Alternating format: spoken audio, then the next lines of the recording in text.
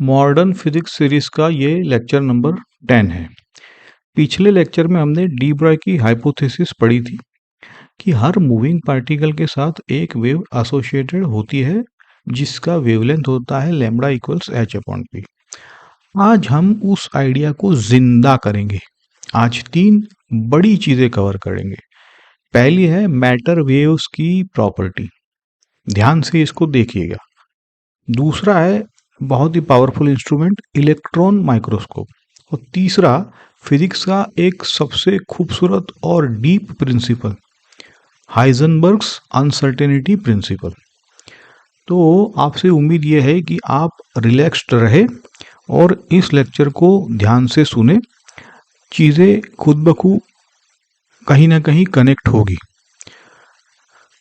Okay, तो शुरू करने से पहले क्विक रोड मैप दे देता हूं ताकि पता रहे हम जा कहाँ रहे हैं। सबसे पहले देखेंगे मैटर वेव्स की 5 प्रॉपर्टीज, है ना। ये चार्ज पे डिपेंड नहीं करती। इनकी वेलोसिटी का एक इंटरेस्टिंग फंडा है।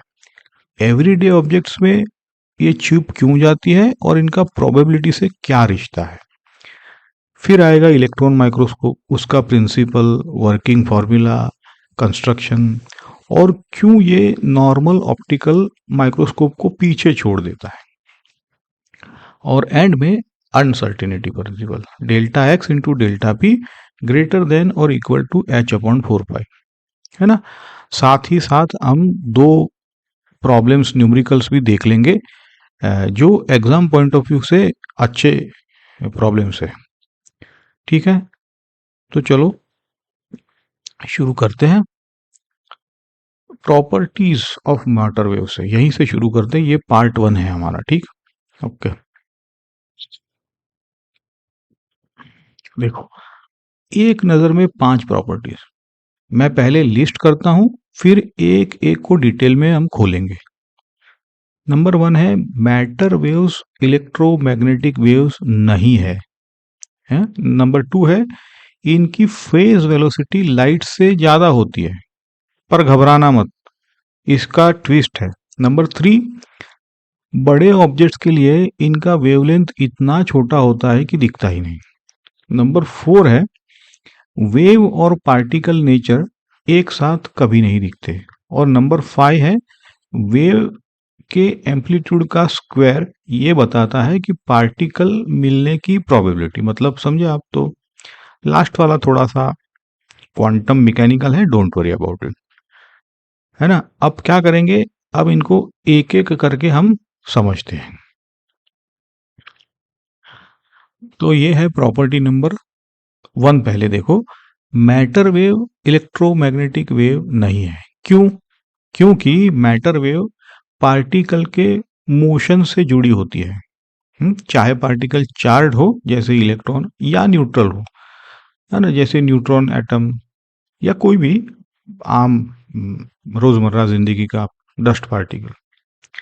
मैटर वेव दोनों के साथ बनती है, जबकि ईएम वेव तो आपको पता है कि उसके लिए ऑसिलेटिंग चार्ज चाहिए ही चाहिए, नहीं तो वेव बनेगी क्यों। तो ये फंडामेंटल डिफरेंस। प्रॉपर्टी नंबर 2, ये सबसे मजेदार है, मैटर वेव की वेलोसिटी। देखो, डेरिवेशन तो क्लीन है।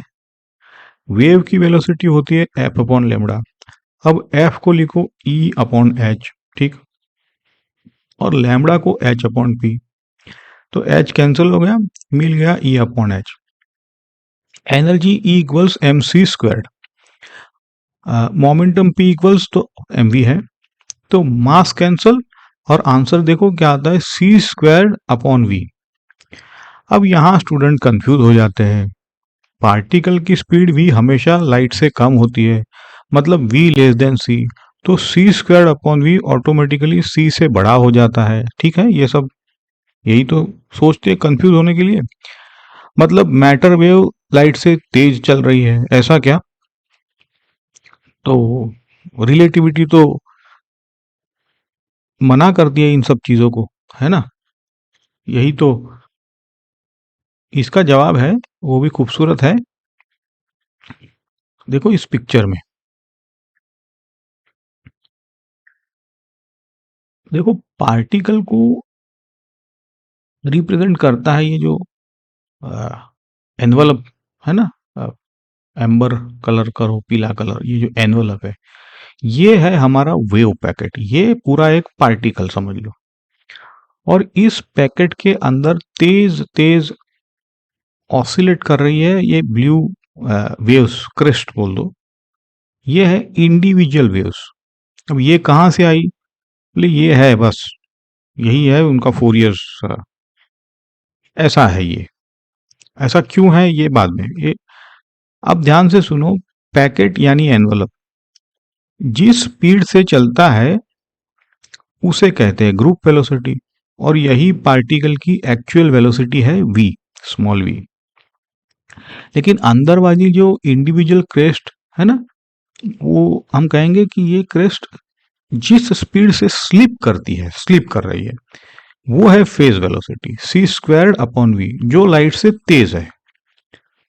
ठीक है, तो वी कैन से हमारा पैराडॉक्स तो सॉल्व हो गया। पार्टिकल यानी एनवलप कभी लाइट से तेज नहीं जा रहा है, सिर्फ अंदर की जो क्रेस्ट है, ब्लू जो वेव्स है, वो तेज स्लीप करती है, ऐसा कहेंगे स्लीप, है ना। और वो ना कोई एनर्जी ले जाती है ना कोई इंफॉर्मेशन, क्योंकि पूरा इंफॉर्मेशन या एनर्जी तो पार्टिकल के साथ है, इसलिए रिलेटिविटी का कोई रूल यहाँ टूटा नहीं है ना। और एक प्यारी सी रिलेशन याद रखना, phase velocity into group velocity equals C squared, वो है ना, ये एग्जाम में डायरेक्ट एग्जाम ओरिएंटेड ये फॉर्मूला है जो आपको काम आएगी। Okay, hope this is clear. आगे बढ़ते हैं प्रॉपर्टी में। नंबर 3 है, अगर हर चीज के साथ वेव जुड़ी है, तो या क्रिकेट बॉल, लेकिन यहाँ पे गोल्फ बॉल लिया है, उसके साथ भी वेव जुड़ी होती है ना, तो क्यों नहीं दिखती है। तो कैलकुलेट करके देखो, लीजिए एक गोल्फ बॉल जिसका सब कुछ मास दे दिया है, केजी में कन्वर्ट करो, स्पीड दे दिया है lambda equals H upon M V, Planck's constant ऊपर देखो 10⁻⁻34, नीचे आप है देखो, तो आंसर क्या आया 4.8 10⁻⁻34 मीटर। देखो -34 क्या है ये, व्हाट इज दैट, सोचो जरा। ये न्यूक्लियस से भी करीब 10⁻⁻20 गुना छोटा है। इतना छोटा वेवलेंथ कोई भी इंस्ट्रूमेंट डिटेक्ट ही नहीं कर सकता, करेगा क्या। इसलिए गोल्फ बॉल हमें प्योरली पार्टिकल लगती है। वेव नेचर है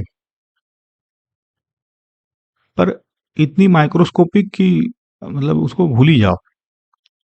यही रीजन है कि रोजमर्रा की जिंदगी में क्वांटम इफेक्ट्स दिखते नहीं, और हम क्वांटम इफेक्ट्स रोजमर्रा की जिंदगी में लगाते भी नहीं है, वो सिर्फ लगते हैं जैसे इलेक्ट्रॉन जैसे पार्टिकल पे, और वो वहां पे ठीक भी रहते हैं। चलो, तो प्रॉपर्टी नंबर 4 देखो, वेव और पार्टिकल नेचर एक साथ है एक ही एक्सपेरिमेंट में। अब ये कभी ऑब्जर्व आप एक साथ एक ही एक्सपेरिमेंट में हो ही नहीं सकते, ये कहो कि ये म्यूचुअली एक्सक्लूसिव, मतलब एक मैनिफेस्ट होता है तो दूसरा नहीं होता है, दूसरे को पकड़ो तो ऐसा, है ना। तो अब ये डिपेंड करता है कि कौन सी नेचर मैनिफेस्ट होगी।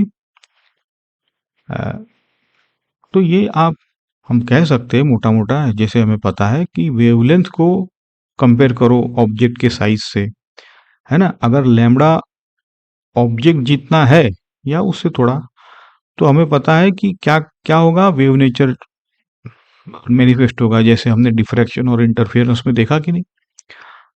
अगर लैम्बडा बहुत छोटा है, हाँ, तो हमें पता है कि वो रेस कैसे ट्रैवल करती है, सीधी, पार्टिकल बिहेवियर, लोकलाइज्ड हीट, सीधा चलना।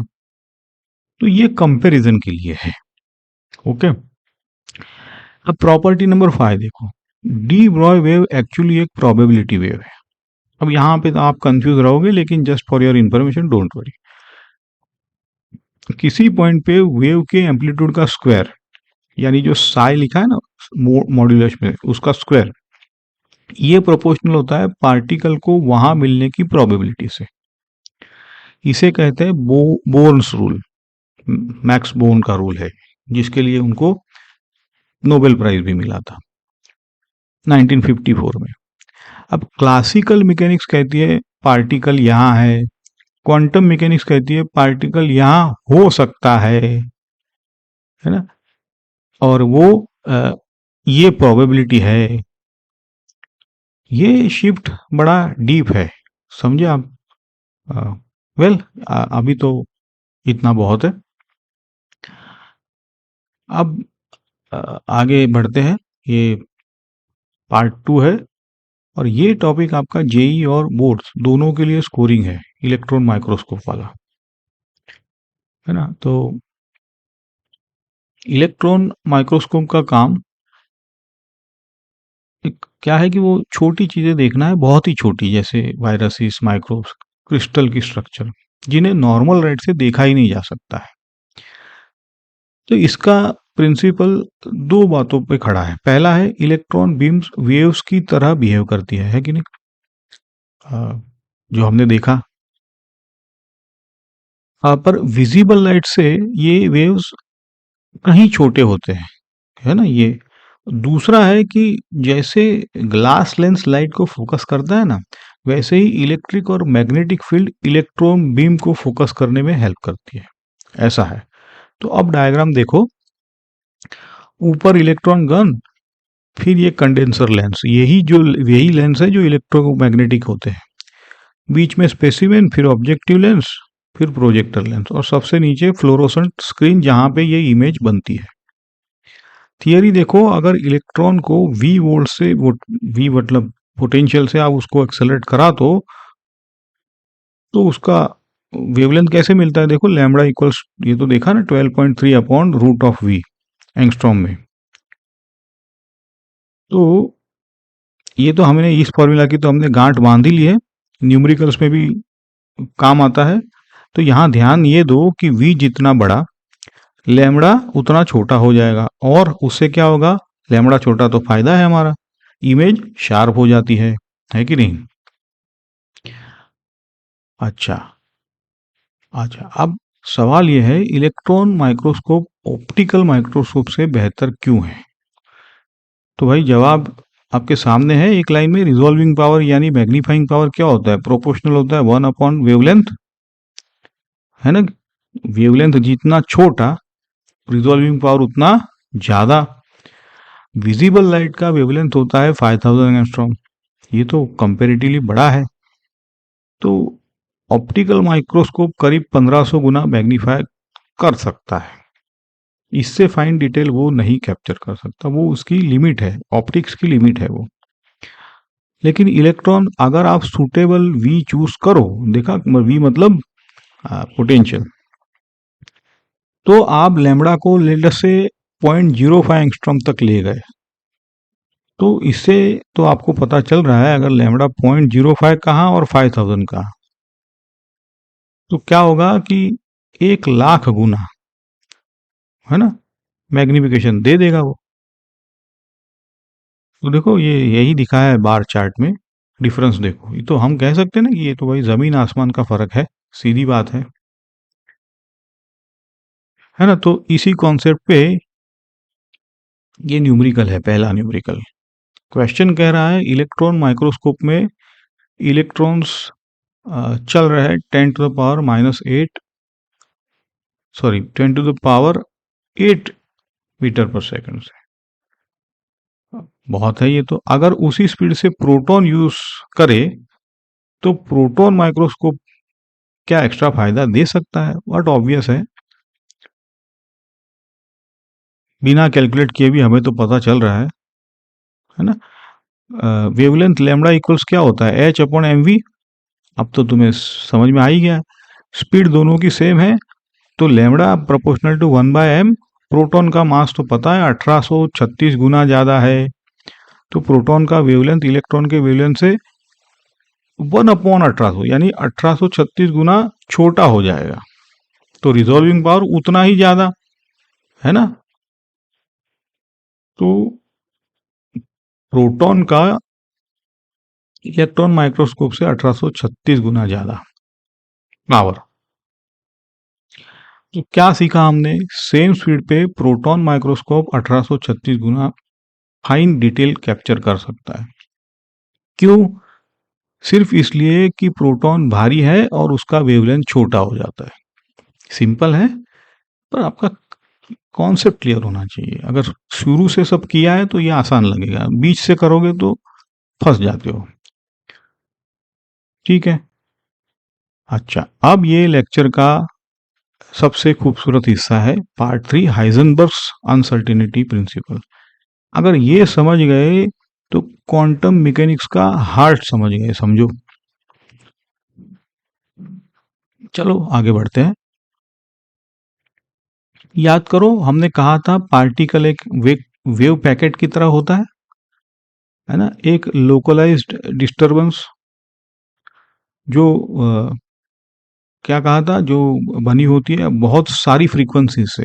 अब ये क्यों ऐसा? भाई ऐसा है, यानी बहुत सारे मोमेंटा को मिला के ये पैकेट बना है।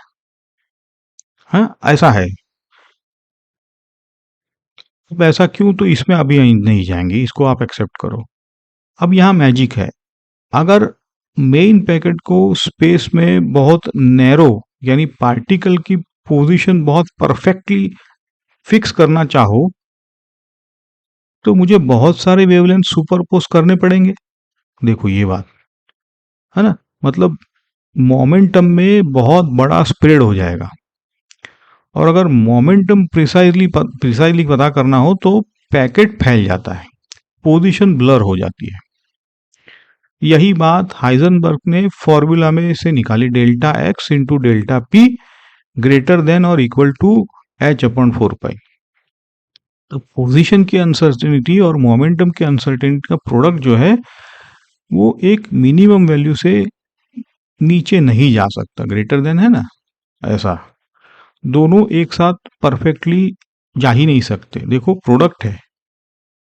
अब ये क्यों ऐसा है? तो ये नेचर का रूल है। बाकी सारे जैसे फर्स्ट लॉ ऑफ थर्मोडायनेमिक्स हमने देखा, वो किसने बनाया? नेचर ने बनाया। तो ये जो पैकेट है वो किसने बनाया? नेचर ने बनाया। और ये जो रूल है वो नेचर ने बनाया। अब हमें कैसे पता चला ये रूल, ये भी थोड़ा बहुत यहाँ डिस्कस कर लेंगे। पहले इसको आगे बढ़ाते हैं। अब देखो इस ट्रेड ऑफ को जो हमने अभी डिस्कस किया उसको पिक्चर में देखो। ये इंट्यूटिव स्लाइड है बहुत।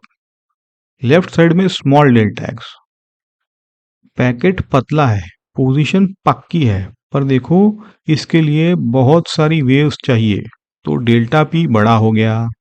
डेल्टा पी मतलब डेल्टा पी, बहुत सारे मोमेंट। राइट साइड में लार्ज डेल्टा एक्स, पैकेट फैला हुआ, पोजीशन ढीली हो गई, लेकिन अब मोमेंटम शार्प है। तो डेल्टा पी छोटा, मतलब पता है मोमेंटम। तो जैसे ही एक को टाइट करते हो दूसरा ढीला हो जाता है ना। Product delta x into delta P कभी एच अपॉन 4 पाई से नीचे नहीं गिर सकता। ये अब ये कोई मशीन का काम नहीं है, ये रियलिटी का स्ट्रक्चर है, नेचर का स्ट्रक्चर है ना। इस इमेज को आप अगर मन में बिठा लो तो आगे की एग्जामों में भी कॉन्सेप्ट बेस्ड क्वेश्चन आते हैं, काम आएंगे। ठीक है।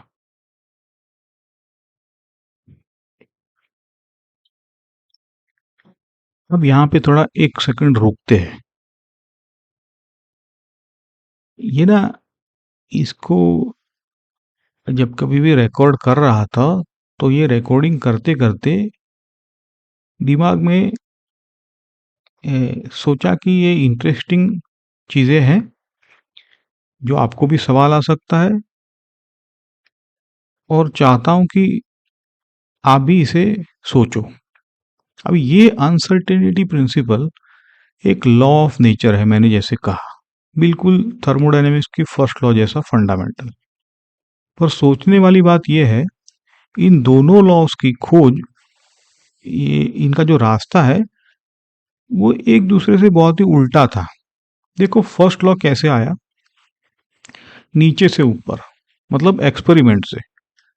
है ना। 1798 में देखो क्या हुआ कि है ना, ये रमफोर्ड का कैनन ड्रिल करते हुए देखा कि हीट एक्चुअली मोशन है। तो ये तो बस हीट की सारी कहानी है। पहले हीट क्या था पता ही नहीं था, लगता था पार्टी। एनीवेज, फिर मेयर और झूल ने पैडल व्हील से घंटों मेहनत करके हीट और वर्क का रास्ता नापा, है ना, और इनमें रिलेशन भी निकाला। हेलमोल्ट्ज ने उसे जनरल शक्ल दी और 1850s में क्लॉसियस और केल्विन ने इसे फर्स्ट लॉ ऑफ थर्मोडायनेमिक्स बना दिया। हाँ, ये डिकेड्स तक काम चलता रहा। ये सालों का डेटा डिकेड्स तक काम करने के बाद तब जाके ये सारी चीजें निकली। तो पहले एक्सपेरिमेंट, बाद में प्रिंसिपल। अब अनसर्टेनिटी प्रिंसिपल जो है, इसका बिल्कुल उल्टा है किस्सा। सुनो, ये ऊपर से नीचे है, मतलब मैथमेटिक्स से। 1925 में हाइजेनबर्ग, बोर्न और जॉर्डन, ये इन्होंने मैट्रिक्स मैकेनिक्स बनाया और उसमें ये चौंकाने वाली बात निकली। पोजीशन और मोमेंटम का मल्टीप्लिकेशन ऑर्डर मैटर करता है भाई। ऐसा है कि x इंटू पी आप p इंटू एक्स बराबर नहीं लिख सकते, ये तो सिंपल मैथमेटिकल। तो लिखा गया X P minus P X equal to I H bar. ये होता है नॉन कम्यूटिविटी, किसी ने मेजर नहीं की थी, ये मैथ से खुद निकल आई, है ना। फिर 1927 में हाइजरबर्ग ने इस मैथ का फिजिकल मतलब निकाला कुछ तो, ना, गैमा रे माइक्रोस्कोप वाला थॉट एक्सपेरिमेंट बोलते हैं। और मिला delta x into delta P order of H. और तुरंत बाद केनार्ड और रॉबर्टसन ने इसे रिगरसली प्रूव कर दिया। Sigma x into sigma P greater then और इक्वल टू एच अपॉन 4 पाई। ये थोड़ा रिगरस मैथमेटिकल डेरिवेशन था, यानी बिल्कुल वही नंबर जो हमने स्लाइड पे देखा। और सबसे इंपॉर्टेंट बात, उनका प्रूफ सिर्फ वेव और फोरियर स्ट्रक्चर से आया। ये जो फोरियर स्ट्रक्चर हमने एनवलप देखा ना, यही तो स्ट्रक्चर है फोरियर का। कोई माइक्रोस्कोप नहीं, कोई डिस्टरबेंस नहीं, कोई एक्सपेरिमेंट नहीं। इसका मतलब आप समझ रहे हो, ये प्रिंसिपल इंट्रिंसिक है, इंस्ट्रूमेंट की कोई कमी या उससे कोई लेना देना नहीं। और देखो कितनी खूबसूरत बात है, पोजीशन और मोमेंटम फूरियर कंजुगेट होते हैं। ये सिर्फ आप जब फूरियर ट्रांसफॉर्म देखोगे तो तुरंत समझ जाओगे। और एक फंक्शन और उसका फूरियर ट्रांसफॉर्म दोनों एक साथ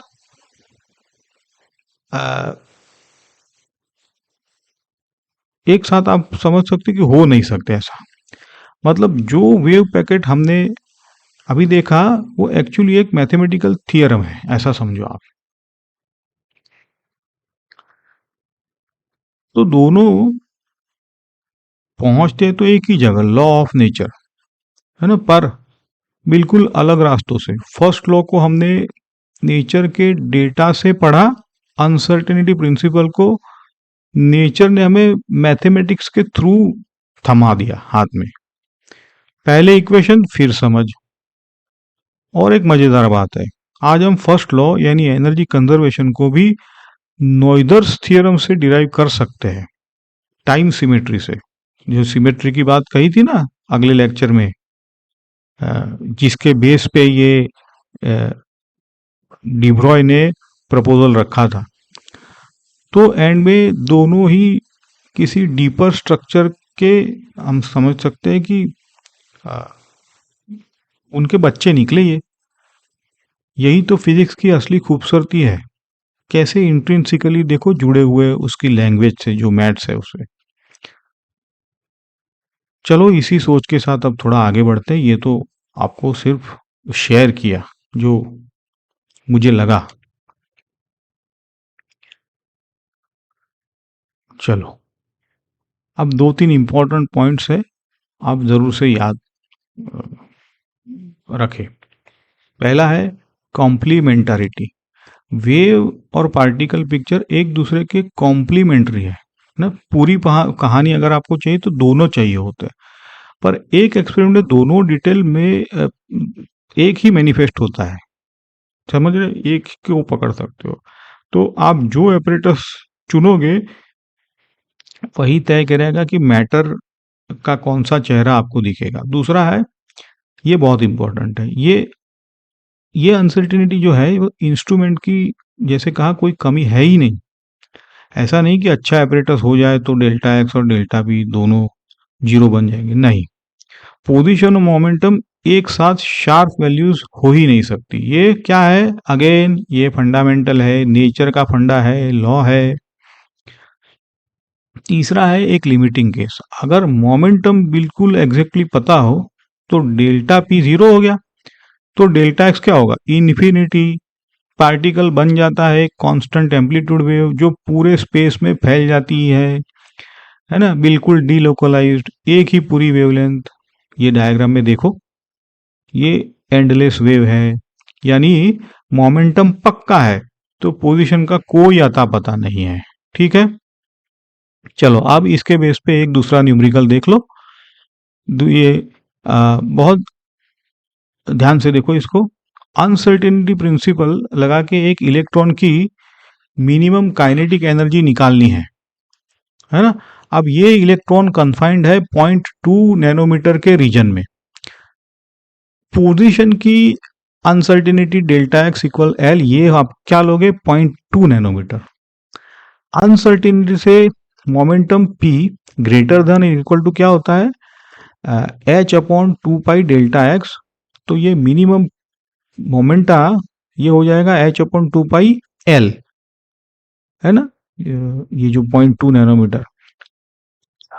फिर मिनिमम काइनेटिक एनर्जी इक्वल्स हो जाएगा पी स्क्वायर अपॉन 2m, जो बन जाता है h upon 8 pi square L square. अब सारी वैल्यूज डालो, पर यहाँ सबसे इंपॉर्टेंट बात है कि इलेक्ट्रॉन का मास ही आप गलत ले लो तो फिर वैल्यूज, इलेक्ट्रॉन का मास 10 टू द पावर माइनस 31, लेकिन माइनस 27 भी लेके गलती हो जाती है। ओके, तो अगर माइनस 27 लोगे तो गलत वैल्यू आएगी, है ना।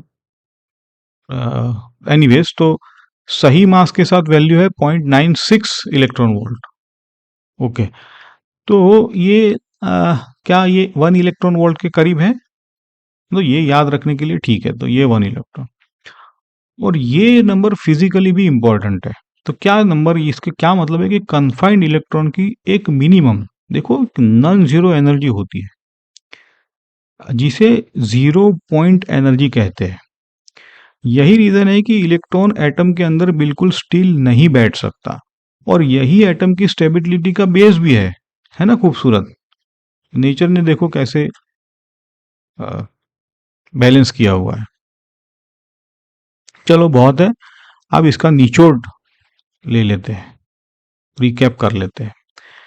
मैटर वेव्स मतलब हर मूविंग पार्टिकल के साथ बनती है, चार्ज हो या ना हो। Phase velocity c squared upon v, light से तेज, पर group velocity equals particle velocity, और phase into group velocity c square. बड़े ऑब्जेक्ट के लिए वेवलेंथ निग्लिजिबल, वेव और पार्टिकल नेचर कॉम्प्लीमेंट्री है, और ये जो psi mod of psi square है वो प्रोबेबिलिटी है कि पार्टिकल यहां हो सकता है। माइक्रोस्कोप और अनसर्टिनिटी में इलेक्ट्रॉन माइक्रोस्कोप का formula lambda 12.3 upon root v. Angstrom में देखो, ये मैग्निफिकेशन 10 टू द पावर 5 तक जा रहा है इलेक्ट्रॉन माइक्रोस्कोप का, 1 अपॉन लैम्बडा करो तो, और प्रोटॉन का उससे भी 1836 गुना ज्यादा। और delta x into delta P greater then और इक्वल टू एच अपॉन 4 पाई। कहाँ से आया, ये नेचर का फंडा है, पैकेट में होता है। कोई भी पार्टिकल है उसको फोरियर ट्रांसफॉर्म से एनवलप बन जाता है, तो ऐसा नहीं कि इंस्ट्रूमेंट पकड़ नहीं पा रहा है। कन्फाइंड इलेक्ट्रॉन की एक मिनिमम जीरो पॉइंट एनर्जी होती है जिसकी वजह से एटम की स्टेबिलिटी आती है। चलो, अगर इतना पक्का हो गया हो तो फाउंडेशन थोड़ा बन रहा है आपका, फिर आगे आप इसको और डेवलप कर सकोगे। ठीक है दोस्तों, तो ये लेक्चर 10 था। अगले लेक्चर में देखो, वैसे तो हम अनसर्टेनिटी प्रिंसिपल को और भी कर सकते हैं, लेकिन आपका सिर्फ यहाँ बेस बनाना था। अब आगे नया चैप्टर शुरू करेंगे, एटम्स। ठीक है, अगर लेक्चर पसंद आया हो तो लाइक ज़रूर से ठोक देना, चैनल को सब्सक्राइब भी कर देना, दोस्तों के साथ शेयर भी करना। किसी का फिजिक्स आज क्लियर हो जाए तो बहुत बड़ी बात है। और कोई भी डाउट हो तो कमेंट में ज़रूर लिखना। I would like to read and clarify. Keep questioning, keep learning. अगले लेक्चर में मिलते हैं। Thank you.